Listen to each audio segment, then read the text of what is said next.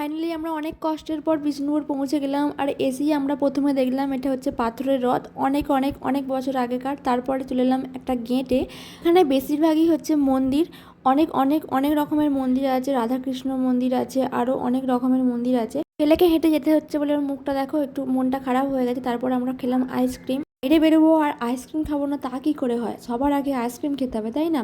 আমি যখন ক্লাস 12-এ পড়ি তখন হচ্ছে আমাদের স্কুলের স্যার মানে জিওগ্রাফি থেকে আমাদেরকে বিষ্ণুপুরে নিয়ে এসেছিলো, বলেছিল যেতেই হবে, না হলে তোমাদেরকে টাকাটা অন্তত দিতেই হবে। তাই জন্যে আমার বাড়ির লোক আমাকে বিষ্ণুপুর যেতে দিয়েছিল না। তখন তো আমি বিশাল বিশাল খুশি হয়ে গেছিলাম, কারণ আমি সেরকম বাড়ি থেকে কোথাও বেরোতাম না। বিষ্ণুপুরটা আমার কাছে বিশাল একটা জায়গা ছিল, সত্যিই ভালো জায়গা, কিন্তু তখন আমার কাছে আরও স্পেশাল লাগছিল, কারণ আমি যেহেতু বাইরে কোথাও বেরোইনি, বিষ্ণুপুরটা আমার কাছে খুবই ভালো লেগেছিল। তখন এখানে এসে হচ্ছে অনেক অনেক মাটির জিনিস বিক্রি হচ্ছিল, অনেক মাটির জুয়েলারি আমি কিনে নিয়ে গেছিলাম। এদিকে দেখো আমার ছেলে আমার জন্য ফুল নিয়ে আসছে। আমার জন্য ফুল নিয়ে এসেছো? কই?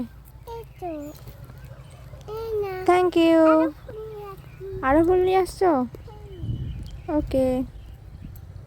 ভাবতে পারছো ক্লাস 12-এ যখন পড়ি তখন আমি ছিলাম, আজ আমার সঙ্গে আমার ছেলে এসেছে।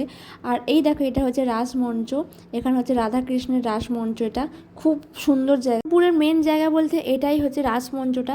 তো এটা তো আমার সত্যি খুব ভালো লেগেছে। এখানে আরও একটি মন্দিরে, সেটা হচ্ছে ছিন্ন কালী মস্তান মন্দির। সেই মানে ঠাকুরের ছবি আর কি ভিডিও বা ছবি তোলা যায় না, মানে সবাই বলে আর কি ফোনে রাখতে নেই, তাই আমি ভিডিও করিনি। তো চলো আজকের ভিডিওটা এখানেই, দেখা হচ্ছে নেক্সট কোনো ভিডিওতে। তো চলো টাটা।